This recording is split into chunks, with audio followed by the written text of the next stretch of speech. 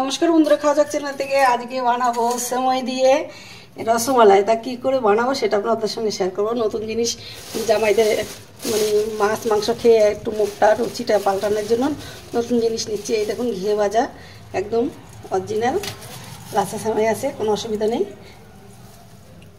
তা আমি অল্প করে সেমাইটা নিয়ে নেব।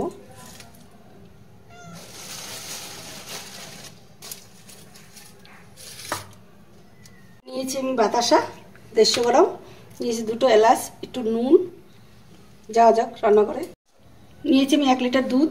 দুধটাকে আমি গাঢ়া করে নেব জাল দিয়ে। যতক্ষণ বলক না আসবে ততক্ষণ বসে থাকবো। বলক আসলে এই বাতাসাকে আমি দেবো। দুধটা আমার জাল দিয়ে আরেক গাঢ়া হয়ে গেছে। এবার আমি দিয়ে দিলাম বাতাসাটা। দেখুন দুধটা অর্ধেক হয়ে গেছে। আমি এখানে নুনটা আর এলাচটা দিয়ে দেবো।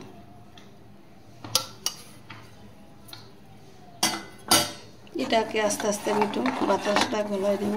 এবার এখান থেকে আমি কিছুটা দুধও তুলে নেব। সেমাইটার মধ্যে আমি একটু দুধ তুলে নিচ্ছি। যতটা লাগবে ততটাই নেব।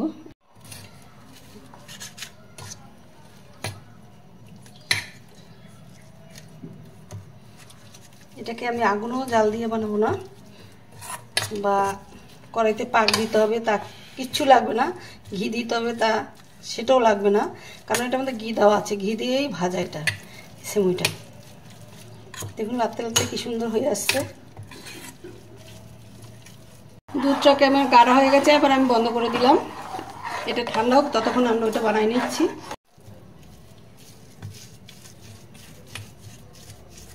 এটা হাত ফাত লাগাতে হবে বা হাত দিয়ে ম্যাসেজ করতে হবে, কিচ্ছু করতে হবে না। একদম যেরকম রসমালাই হবে সেরকমই হবে, দারুণ দেখতে হবে। তা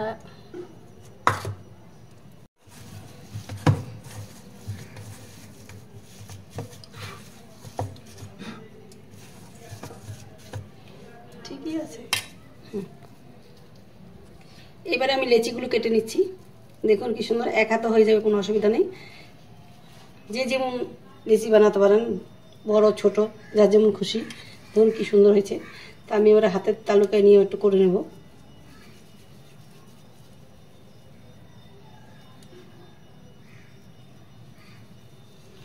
হাতের তালুকার থেকে কিন্তু ওটা দেখতে বেশি সুন্দর হয়েছে।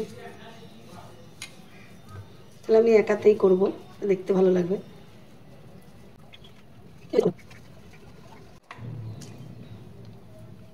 তাহলে আমি রসমালাইগুলি বানানো হয়ে গেছে। দেখুন কি কতটা মজবুত হয়েছে আর কত সুন্দর হয়েছে, কেটে আপনাদের দেখাচ্ছি আমি। এবারে আমি যে দুধটাকে জাল দিয়ে ক্ষীর করে রেখেছি সেটা আমি এটার মধ্যে দিয়ে দেবো। এটা কিন্তু বাসি খেতে খুব মজাদার লাগবে, এখন খেলে কিন্তু বেশি টেস্টি আসবে না। যাই হোক, এবারে আপনাদের একটু আমি কেটে দেখাই কেমন হলো। এই দেখুন কতটা সুন্দর হয়েছে, ভিতরে খেতে দেখতে সুন্দর হয়েছে, খেতে সুন্দর হবে। খাওয়া যাক চ্যানেলটা যদি ভালো লেগে থাকে রান্না দেখে আপনাদের লাইক কমেন্ট শেয়ার করতে ভুলবেন না, প্লিজ আপনাদের কাছে অনুরোধ।